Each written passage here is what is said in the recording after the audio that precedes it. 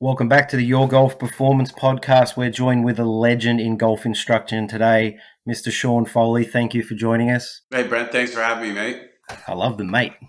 Listen, Yeah, there's I know. I'm surrounded by Aussies over here in Orlando. So the Aussie house is just down the street about a mile there, where Curtis Luck and Ruffles and all those boys stay. And then I'm a member at Isleworth where they all play, so I see them quite often, all the time. awesome. Listen, there's obviously going to be a few of the younger listeners here, like the kids and the parents and whatnot, that are not as well into the golf industry as most coaches are that listen. But could you just give us a bit of a background on, who you are, how you started, and where you are today? Yeah, obviously I'm Sean. I'm from Toronto, Ontario. Kind of grew up all over the U.S. Started playing golf at about 10. Well, started working at a golf course at 10, which was the way that I played golf. So my dad, he could afford it, but he didn't. He wanted me to go after if I wanted it. So everywhere I went, I ended up working at a golf club. So nothing given, everything earned. And I liked it enough to keep doing it, cleaning clubs and cutting greens, and you name it. So went to college in Nashville to play Division I golf. Was a decent player, but nothing excellent. Was kind of more interested in hitting balls on the range than I was playing golf. Kind of immersed myself in golf swing theory, and then started teaching golf for a living at 22. I'm now 49 years old, so 27 years I've been doing it, and it's been quite a ride.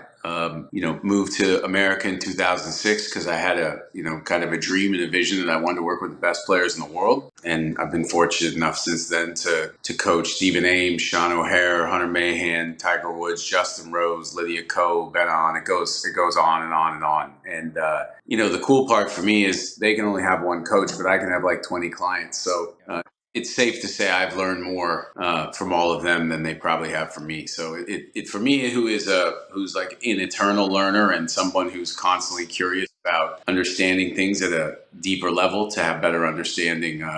It's been a wild ride.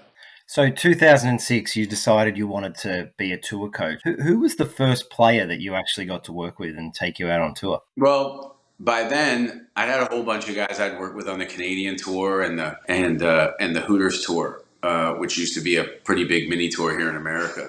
So I'd coached a lot of pro golfers already, but my first PGA Tour player was Stephen Ames. Yeah, and how did what I always wonder about with someone that's gone from, you've obviously you're coaching high level players anyway, but then you got out on the PGA Tour. How was that mentally for you? Going from, to the biggest stage in the world. How did it feel? I don't know. I guess I felt normal because I thought about it so much and I'd envisioned it so much and I'd worked so hard. I felt when I got there, it was exactly where I should be. Yeah, look, a lot of gratitude. Like my mind was blown sometimes. Like the first British Open I went to, I got invited to go to the IMG house, and there I am playing table tennis with Sergio Garcia and all these people. So I've had and continue to have moments where I'm like, yeah, of course. Is this actually happening? But I think at the end of the day, all that wears off, right? Like the shine wears off. It's like when you go on vacation and the first 2 days are the best ever. Day 3 and 4 are pretty good. Day 5, you start thinking about getting back home, and then day 7, you're like, get me out of here. Yeah. I get it. That's how I think everything is, Yeah. So obviously being around the best players in the world for the better part of 2 decades. Yeah.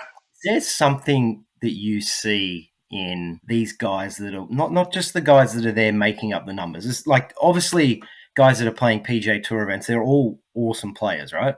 Yes. But there are a lot of the field that are just making up the numbers, and there's, 20 or 30 guys that are there to actually try to win every week. Is there something you see? I kind of feel technically it's not really that. It's more, mental and self-belief and all that sort of stuff. But is there anything that you could add to that? Yeah, I think at the highest level, highest level, there's definitely genetic gifts that go align with good mechanics and insatiable work ethic. Just drive and desire, not really to win, but just not to lose. Yeah, like a killer instinct. Yeah, they're just predators. You know what I mean? Remember, Darwin, the thing about human beings is 90% of our brain comes from the chimp. So you look in chimp society and you have an alpha and a beta and omega. And then, on top of the alpha, you have an apex. And so these are apex predators, right? This how much this means to them to beat everyone. I've never felt like that. Like Yeah, you know what I mean? And so yeah, how you work with them is different. I think if you have those players who kind of have a chip on their shoulder to show the world what they're capable of, you kind of use that chip, right? You don't really talk to them about being at peace. You try to stow the fire, but everyone's different. Everyone gets inspired in different ways, right? Like some people get inspired when they read a bad article about themselves. Some people get inspired when, like my player Eric Van Rooyen this weekend, he got inspired as his friend is going to pass in the next couple months of cancer at 32 years old, and he tried to hit every single shot of the week for that player. And that back nine was completely. He was dead. He went on 10th tee and dedicated the back nine to his friend. He was going to give it everything he had, and he shot 28 to win a PGA Tour tournament. it's unbelievable, really. No, the math on that is like what if he plays that back nine for, we give him 300 more chances. How many times do you think he shoots 8 under? Yeah, it'd be very, very low. He'd probably never do it again. Yeah, I mean, you probably never do it again. And so, Eric, when he came to me, he was 150th on the money list. He was struggling, and when I looked at his swing, it wasn't far off. There was just some conceptual things that he needed to understand, I think, a little better. And then I was able to explain to him kind of how he was moving, how he got injured, and how I didn't think he hit the ball as hard as he should. And so once we got through that, then we started. Then look, the golf swing's pretty easy, right? It's not rocket science. It's science, but it's not rocket science. But the golfer is much more difficult. The brain. Well, but by the time, but that's it though, right? That's what it is. And the problem with, the great part about the brain is that it's this incredible organ. But the downside to human beings getting the most out of themselves is understanding that, the brain is a giant threat detection center. And its whole goal is that we survive, not that we thrive. So to thrive, you have to tap into a deeper understanding. Now, the brain has the capacity to understand that as well. What is it? Maybe the last 6,000 years, humans have had a capacity to talk about God, right and wrong, law, love, morality. Before that the brain hadn't even evolved enough for us to even, so as you can see right now in the Middle East and Israel and Palestine, it's very easy for us to go straight back to cavemen. Yes. It's instant. Yep. You get put in that situation, you think about do you have kids? Yeah, I got 2 kids, 2 little kids. So, I mean, just, you can't even imagine what's inside of you. If you were walking on the street and someone bumped into them and they fell over, before you caught yourself and realized it was an accident, you would snap. Whereas if someone knocked you over, you'd look kind of surprised. And so that's in us. That we're pre-made with that. That's just not something. You see what I'm saying? So yeah, 100%. When you understand, we listen to behavior and golf is a mental game, and I hate that word, by the way. But so we listen to a sports psychologist say, this is what's happening. I want to listen to a sports psychologist, a psychologist, a psychiatrist, a sociologist, a neuroscientist, and an epigeneticist, because then I'm going to get closer to some solution or some answer, right? Because it just can't be one thing. It just can't be. So the thing with golf is to understand about forces and torques that we put into the club, to understand ground reaction forces, to understand anatomical slings, to understand biomechanics, to understand human movement, to understand anatomy. These are all prerequisites for the golf swing. You should be knowing, not enough to give a speech on any of those to someone who studies that for a career. You know what I mean? But enough to, I've always used Mark Bull to do 3D with my players. I would love to learn 3D the way Mark does. But when I look at my business plan and when I look at what I'm trying to do, I don't have enough time in the day to become as good as Mark Bull at that. So I'm going to give Mark business, and he's going to be a tremendous advantage to me, is that I got Mark Bull's brain. And you stay in your own lane. Yeah, I mean, I know enough about it to do it. But when someone is just that much more experienced and knowledgeable, why not create this kind of communal center around a player, and then I can divulge the information how I need to. Yeah, no, I think it's important to have a good team around. That's the key. You just, I think it's really important to, be able to understand all those different things, because as soon as you become one-dimensional, you'll be extinct. And I think that there's so many methods, and there's so many, people aren't just open-minded at all. So, we go on Instagram which is a great thing if you know what you're looking at. But if you don't know what you're looking at, people are going to get really confused, right? And anyone can go on there now and be a golf coach and look official, and that's great. I mean, it is what it is. That we are the world is I wouldn't say evolving, but it's still moving in this direction. It's kind of been it's been fascinating. So I think whether we're talking about politically or with any type of aspect, we know we're always being misinformed, right? You have to understand when you start to listen to something, the first thing you should ask yourself is I'm potentially being misinformed because this narrative suits an agenda. And maybe 30 years ago, when Peter Jennings came on the news,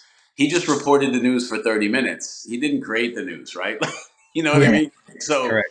it's tricky now because science could validate why you shouldn't have worn a mask, and science could validate why you should have worn a mask, and science could validate why you should have got vaccinated, and science could validate why you shouldn't have got vaccinated. And so right now you got to be on it to really really understand what's going on. And I think the same is true with the golf swing. Will there be players who have a super bowed wrist and a bent arm and side bending and opening? There will be, but there'll probably only be five of them. Yeah, yep. And so, what for me, when someone comes to me, they're not hitting the ball well. So either if it's a youngster, we're building for the future. So we're laying the foundation down.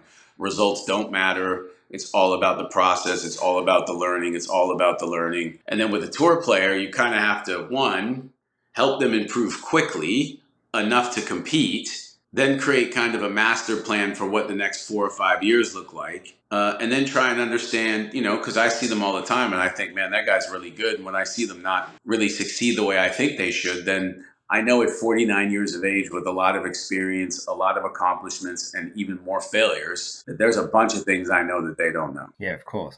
How do you, when you were talking about like your junior golfer and they're, you're laying the foundation and blah, blah, blah, and then your tour player, do you set out like practice plans for these guys where you might be emailing them written stuff, or how do you communicate to the player what needs to be done? Yeah, I don't know. Plans, that's a whole other thing, right? That seems the best way, but man, I've seen a lot of great players who don't have practice plans. Of course. They play a lot more golf than they practice. Yeah. And if I wanted to be a professional motorcycle rider, I don't think practicing in a simulator would be helpful. But you know what I'm saying? It would. You gotta play the game. Yeah.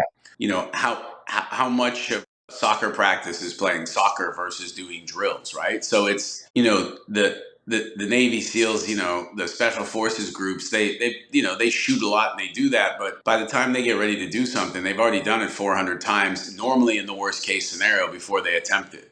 And so the difference is they go into war and say war is easier than training. And we go to the golf course and say, I can't take it from practice to the tournament because the way we practice is very egoic. It's not challenging. And we're probably not even working in a way where we are diligently measuring what we're doing.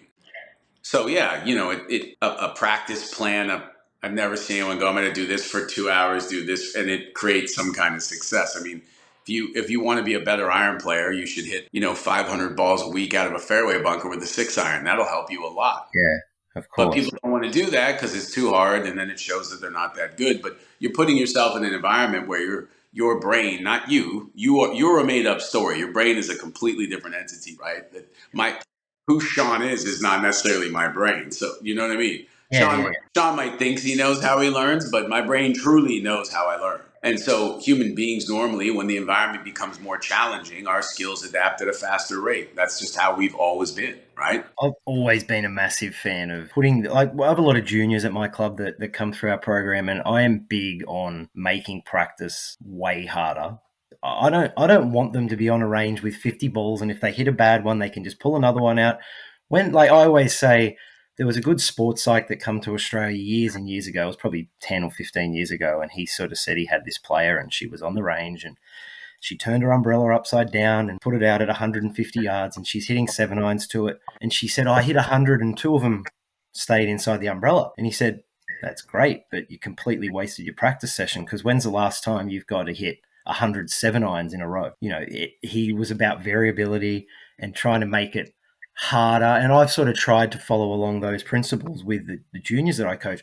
I want their short game practice to be super hard so that when they go, Especially, I think, especially short game. yeah, You know, because when they go play a comp, I want it to be like, well, my practice was way harder than this. This is just a straight up uphill chip shot. yeah, and I think with short game that's mandatory. Even on tour, I watch guys lay a bag down and chip to the same flag for 20 minutes. It's like, okay, you're obviously very good at that already, right? I say as soon as you chip in once, you should probably change where you're going. But I mean, also if we look at Hogan and Mo Norman and Lee Trevino, those guys hit balls from sun up till sundown. So there's so many how Justin Rose gets prepared for a tournament and how Rory gets ready for it's so different.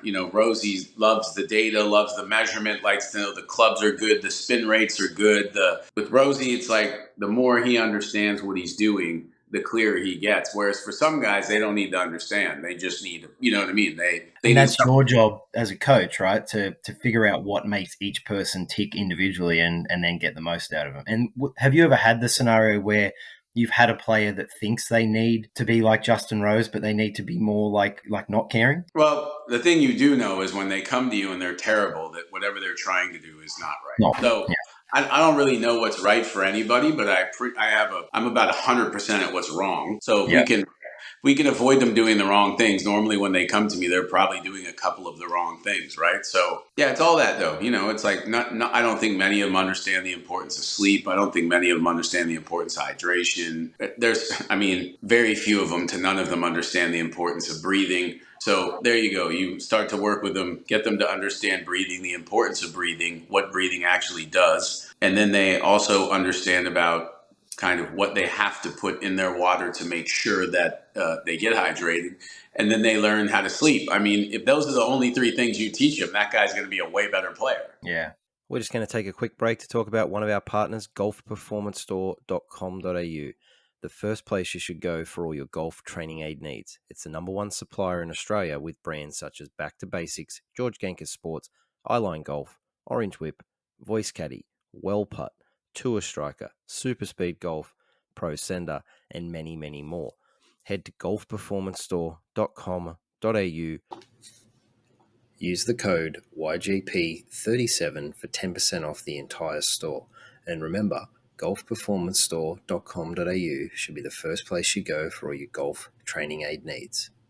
It's funny that you say that about the water, right? Because I go to a chiropractor who's a little different in the way that he does things. And he said to me, "Oh, you need to drink more water." I said, "Look, I drink a gallon a day, 4 liters a day." He said, "Your body's not absorbing it." So now I'm putting, like, I got this water I'm drinking here, but I've been putting Celtic sea salt in it to Yeah. get my body to absorb it. And I actually feel it could be, placebo, but my body actually feels a hell of a lot different the last, probably 2 months just Yeah, by. but I think though when you look at the cell, right, and the sodium, the sodium's very, very important to all the electrical impulse actions that are happening. So yeah, it's not a placebo. I mean, it's just I mean, I wouldn't take the table salt at McDonald's and put it in there. You know what I mean? But Yeah. but the water that we have now versus our ancestors, it's just not the same, right? Like we have depleted the earth of so many resources and so many minerals.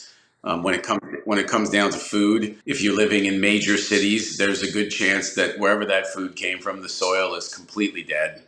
And so, when it comes down to if you eat meat, it's not really the meat you're eating that's good or bad for you. It's whatever that meat ate. And so if they're just feeding it garbage that it wasn't in its historical diet, and then pumping it up with drugs so it gets to the same size in a year that it would in two, then that's the stuff that's really hurting us. Yeah, we're eating that. Yeah, we are. So, look, a lot of the coaches on here would like to sort of get, I guess, a little bit of insight. So, let's say, what's a week look like for you at a tour event versus at home, just coaching, say, members or normal players on the range? What are you doing at a tour event? Yeah, I've been fortunate enough now to not really. I don't really work when I come home. I'm writing a book. It gives me time to do things like this with you. My schedule is completely open for my players to come in town when they need to. And then on the road, even on the road, I'm starting to this year. I only did 10. The least amount I've ever done in 16 years was 24. So I'm starting to walk into the sunset of that part of my career. Just when I know how much more I can get done with them at home. I mean, I get to spend 16 hours with a player in 2 days. I mean, 16 hours with a player would take me like 6 tournaments. Yeah, right. So if it's about coaching, then think on the road sometimes we're just kind of going to hang out really at this point. Like, so you have 4 or 5 players, you get there early around 7. It's normally pretty chaotic as it relates to them not being that organized with their time. My guys right now are pretty good, but historically that was kind of all over the place. And then you just kind of bounce around in between them. Like I said, at this point, after being out there for that long, in life, you give things the benefit of the doubt. And when you start to see things for how they are, you have to act accordingly. So I feel like when I go on tour now, I get to watch them play, which is great. I mean, I should probably just fly in on Thursday, watch them play, make notes, and then leave, right? That's probably which way I'll go. A lot of coaches come out Monday to Wednesday and they leave Wednesday and then they go into battle. And so, but I definitely, in the weeks that they're on tour, if I have 4 or 5 guys at each event, I FaceTime every single guy every single night for like 5 minutes. That's just as important. Sometimes they go out and play, they come back to the range, they didn't play good, they're panicked, and you're there, and now all of a sudden you feel like you need to say something. It gets more convoluted and ridiculous. Whereas if they have to go, get frustrated on the range, leave, and then call you 2 hours later, it's way more open. Yeah, right. Yeah. So have you got any non-negotiables, like for whether you take on a player? Yeah, I mean, I wouldn't really call it. I have like non-negotiables with my children. Yeah. But I mean, where I'm at, right? So let's go back a sec, right? Because I got 2 young kids. What are your non-negotiables with your kids? Education, reading, kindness, compassion, and exercise. All right, cool. Love it. I figure if they do those 5, whatever they want to do. My parents were that way too, so they weren't convinced I was going to make a living when I told them in 1998 that I was going to teach golf. They were like, my dad said to me, he goes, "That's great, honey. What else are you going to do?" Like, is that actually a job? And you know what? Back then, it really wasn't. I mean, it had we'd seen the Ledbetter or Butch Harmon, but for the most part, I mean, from 1999 until 2006, when I moved to Florida, I had to teach golf and wait tables just to get by. So, but I think guys like yourself and Butch and Ledbetter and all that, you've changed the industry for the better moving forward as well. There's so many young, teaching. When I did my PGA apprenticeship back like in the early 2000s, no one really wanted to be a coach, but I worked at a facility that, there was about 7 coaches and they did like $1.1 million a year in lessons, which was huge back then. And, it was a 60-day driving range. Pardon? Where was that? Moore Park Golf Club in Sydney. And who was there? Who was there? Yeah. Probably no names that you would know. There was, there's probably still 2 or 3 of them there, but there was 7 or 8 coaches. A few of them obviously are out of the industry now, but that place is right in the center of Sydney, basically, right? So it's a 10-minute drive from the CBD. It just pumps all day long. And I remember being there and just seeing these guys. I was in the shop serving all the customers, and I just looked at them and went, "These guys have the best job in the world." Yeah. That's the only job I never did was the only job I never did at a golf course was in the pro shop. But yeah, when I first went out on tour, I befriended like quite quickly like Steve Bann and Dale Lynch and Gary. I remember the first time I met Gary Edwin. That was actually pretty cool because I'd studied all this stuff when I was a young man. Yeah. So he was great. And then I used to read Peter Croker's stuff when I was a young man.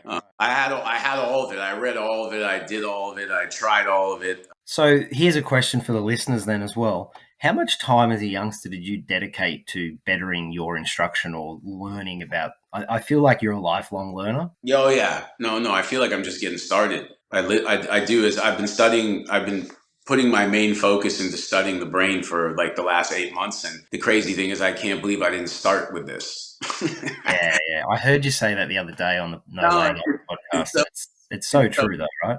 So true, man. It's like, dude, I've been speaking to these people's brains this whole time. I don't even know how it works. And obviously, look, to some extent, we know how it works subconsciously. We know because we interact and communicate and grow and what have you. But it's kind of cool to kind of understand the processes of of memory and all these different aspects. But yeah, I think with Led and them, they kind of created the industry. And then when I came along, I was kind of I would say the first person to really pioneer using 3D and TrackMan and all that, like on the world stage. There's other people doing it, but like on the range at a PGA Tour event. And I think when I started out there, my drive was different than it is now. My drive is now just to continue to grow and build relationships and enjoy the time that I have. So, but I've been able to do that now. I mean, when you're building your way up, you have to eat whatever part of the steak is given to you. You know what I mean? I actually come home from work about 6 or 7 years ago one day, and I said to my wife, I'm going to enroll in university to study psychology, because there is a massive correlation between people being able to learn or process things. I said, I need to figure out how the brain works better. And after I heard you the other day on No Laying Up say that, you wish you'd started learning more about the brain and that sort of stuff before you learn about the golf swing, I'm going to start. I've already put it on my list this week to start looking into, and I was going to ask you off air at the end today, like, where's the best place to start with that? Yeah, I think it's pretty heavy. Like every place to start is heavy. Like when I read some of these books, I feel like I'm boxing, like mentally boxing. Quite complex. I don't think there's a way to dumb it down. So it's pretty heavy. But I've consulted people, and that's one thing I've always done. I've always had consultants that I've paid. I've had people who I've had like 15 coaches over the last 17 years. Get you to look at things differently, see a little differently, teach you things that you don't know. That's really what coaching is, right? So, and that's coaches from all different walks of life. Yeah, because I think, totally. I think what's happening now, because of like modern technology and the more of an ability to, understand the brain, I think it's going to make 20th century psychology pretty obsolete. It's just a lot of big names for a lot of different things, but everything kind of, we pretty much live between these guidelines of love and fear. Everything else is just syllables. You know what I mean? Yeah. So how do you manage like the egos and frustration levels of tour players? I mean, that's changed a lot. I used to lose sleep and freak out and all that stuff. Yeah, look, I've come to learn in my life, and to me, it's not debatable, is that, I'm creating my own experience. So you hear me often say that life is an inside job. And, so when a player comes to the range and they're pissed off, they've come to the range before after they didn't play well and they were fine with it. And so you just kind of know it's where they're at that moment. So, I mean, a superpower is never taking anything personally. And I think if you understand, like, if I'm ever being a dick to someone, that's because I'm like in my head anyways. So it's not even them. You know what I mean? I just feel something else. Yeah. I need to pass on how I feel about myself at that moment. Like when you're in a good mood, you open doors for people, you smile at people, you do all that. When you're in a bad mood, you probably don't open the door for someone, and if you do, it looks like begrudgingly, and you don't smile, and then you can probably get pissed off at people faster. So it's like nothing outside of me is changing. It's just where I'm observing it from. So that's just part of it. Like it's just part of the game. Like I just sit there and just chill. It's like it doesn't even matter to me, mate. If they're in a good mood or a bad mood, I'm just going to do my job. I mean, imagine Australian special forces are at war, and the guy runs back to the lieutenant. And he says, "You wouldn't believe it. They're throwing grenades at us." No, it's war, dude. Like, of course. Right. So, I mean, I'm out here with all these high achieving guys who are who are different. High achievers are just different. And then they're playing like an impossible game on really hard golf courses. Like when they come, it's kind of, I watch guys lose their mind and get all bothered. And I remember I used to do that. I used to have to go out at night to restaurants around golf tournaments after Tiger had played a bad round. I mean, I couldn't get away from it. Like it was crazy. Yeah. So I guess the answer, like a real short answer, is how you react is how you deal with it, right? How I react is my choice. Yeah. Completely my choice. So I'm holding this training aid that seems to have taken the world by storm at the moment. Pro Sender. Can you just talk to me a bit? I know yourself and David Woods came up with the concept. How did it start? Well, Woodsy and I have known each other for like over a decade, and I've kind of mentored Dave with his, Dave is the director of golf at one of the great golf courses here in America at the Vintage Club. And so I've been doing golf schools with his members every January for probably over 10 years. And so I've kind of mentored Dave with his understanding of the golf swing. And, I've been in the golfing machine since I was really young. And so everything was, first time I shook hands, it was like that, right? Yeah. And I had to clear my hips. And so, I remember sitting with my left arm only, hitting tires with a flexed left wrist and hitting tires with a bent right wrist. I mean, all day, right? So this is, this is obviously important. Yeah. That's not very helpful.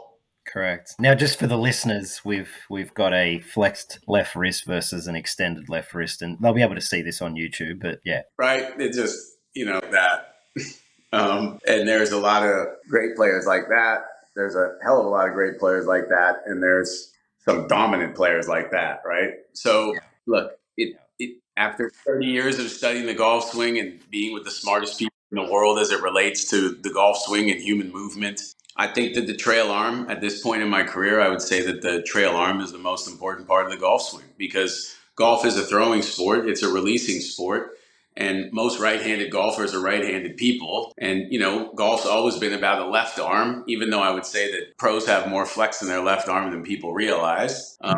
But they got a lot less bend in their right arm than amateurs. So the two major differences between the tour player and the amateur isn't really the way they shift their weight. It isn't really the way they turn their body. It's how they land a golf club on the ball.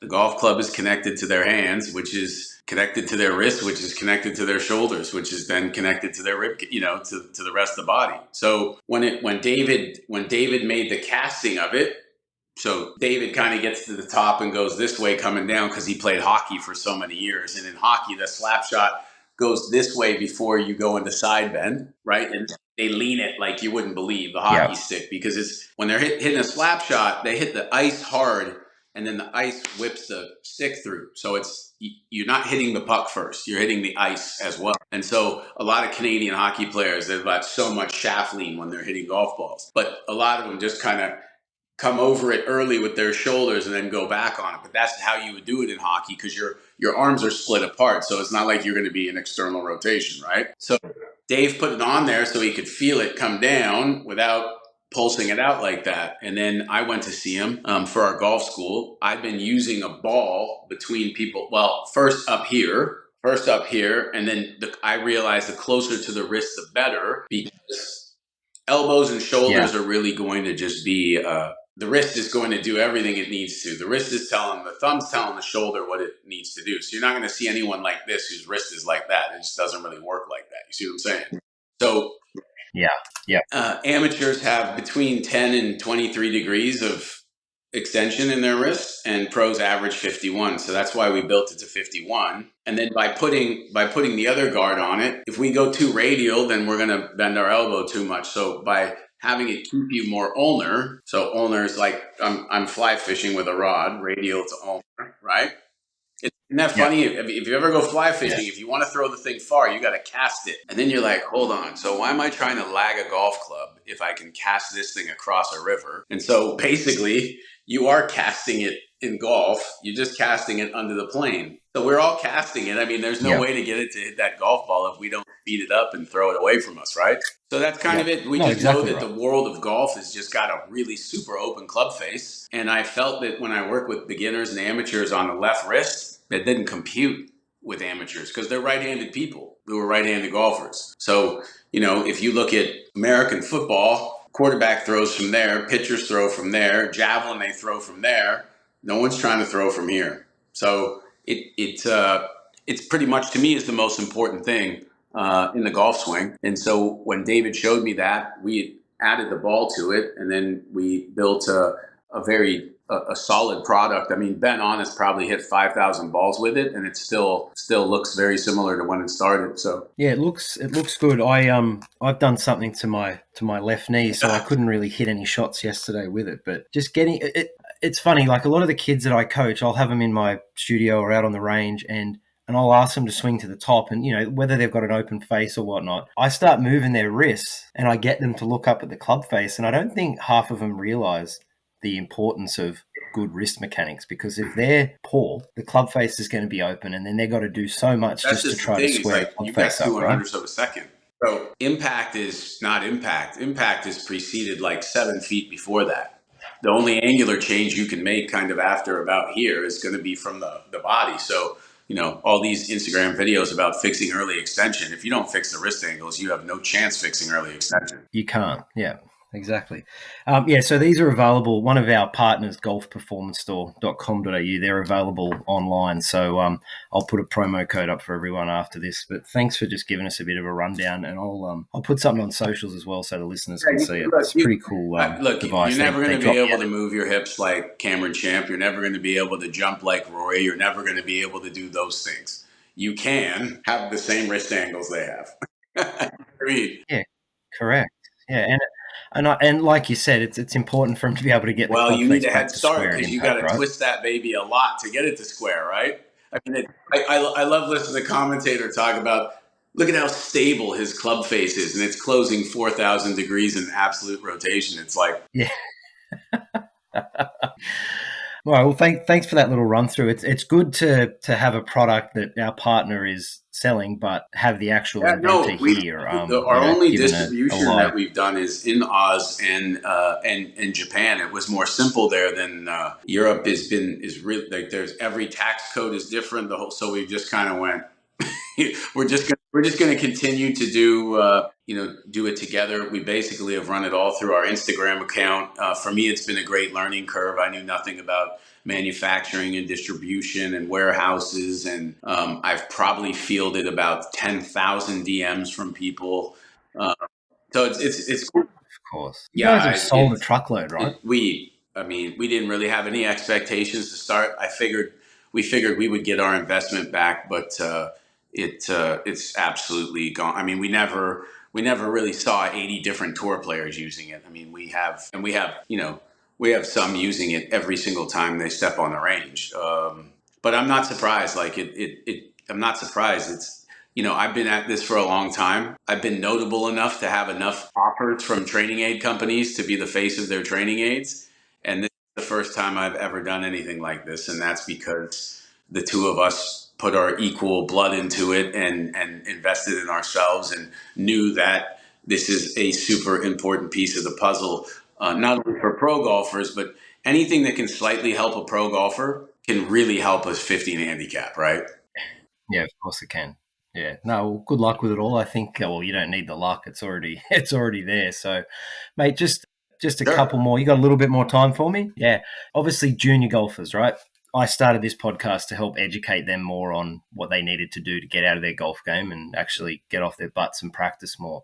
So let's say you had a 14 or a 15-year-old turn up to you that was a decent golfer, right? Obviously, it's probably not possible right now with what you just mentioned before, but let's say you get a high-level junior golfer that wants help off you. What are you recommending for them? Now, you know what? As I said that, I was thinking it's a pretty broad question because it's going to be individual, but is there any sort of templates that you could sort of say, like, this will help you be a better person and a better golfer? I mean, with me, it's going to be kind of mandatory that it's both, right? I mean, the fact is you're probably not going to make it.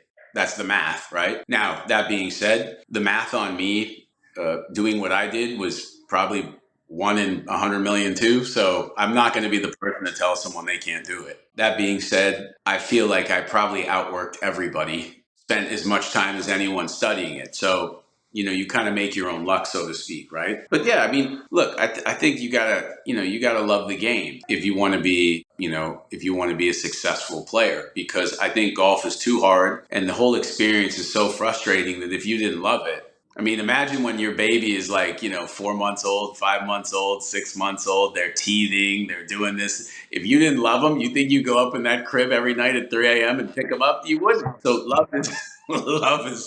love is so mandatory for the game because it's so challenging. Now, also for a lot of kids playing it, maybe they don't want to be great. Maybe they just enjoy playing the game. Look, if you enjoy golf, you're going to make a lot of great relationships. You're going to be in a lot of beautiful places where you have a generation of people who sit inside and look at their phone now. So the idea of being able to get outside in the sunlight and be active, challenging yourself is great. And then obviously, how many people in the corporate world and the business world like to play golf, right? So it's a beautiful game, but Yeah. it's a difficult game. And I think with this generation where, they can go on Amazon and get something the next day. They don't even have to go to the library to study. They can just do it off their phone. I'm not sure that golf is going to provide enough of a stimulus. Like I was driving the other day and I drove by 3 cars going slow, and every single car, the person in the car was on their phone. And I was like, is driving not interesting enough for you? Do you know what I mean? It's like and Yeah. the people who are the most really afraid of what's going on with technology are neuroscientists, because they're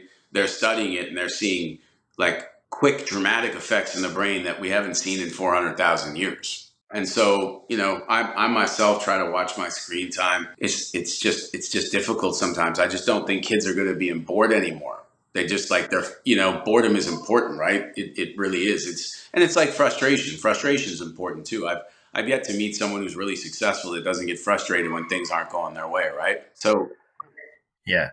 yeah, I just think, they Sorry, keep gotta, going. if I have kids come to me and I think they're there and they don't want to be there and they're there because their parents want them there, I don't even begin with that. I don't even start with that, right? I don't want to be part of that. I've been a part of that. I've seen the craziest things you can ever imagine in your life as it relates to that. And it was good for me because I saw it like as I was becoming a dad and while I was a dad, and it was always a great reminder of what I was going to turn into. Like I learned a long time ago that my kids aren't my life. I have my own life. They're a part of it, but I got to focus on. I've got my own chance at this thing, and I need to focus on that too.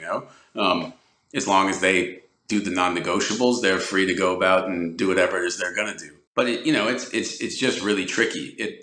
My kids play lacrosse, which is started in Canada, and it sometimes looked like Aussie rules football with sticks in your hand. Imagine adding sticks to those Yeah, guys, right. right? Like actually they may do that one day. Yeah. And I watch them play, I watch them practice, and I see what their coach is doing. And coach comes up to me, and says, "How do you think I'm running practice, coach?" And I'm like, "I don't know anything about lacrosse, man. Do your thing." Like I'm I'm just here to Yeah. watch him.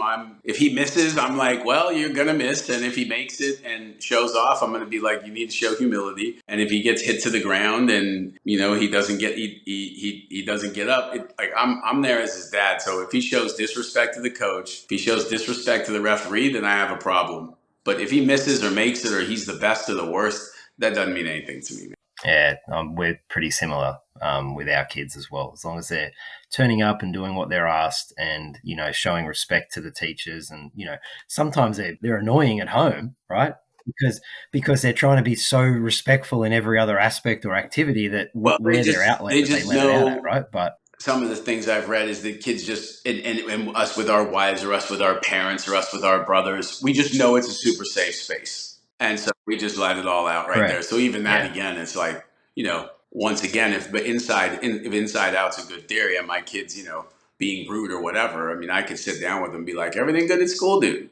Like, we ask you to do things often, Yeah. and you just do it, and today you won't do it, and then you're getting pissed off at us. So I'm convinced it's not me. So how you do?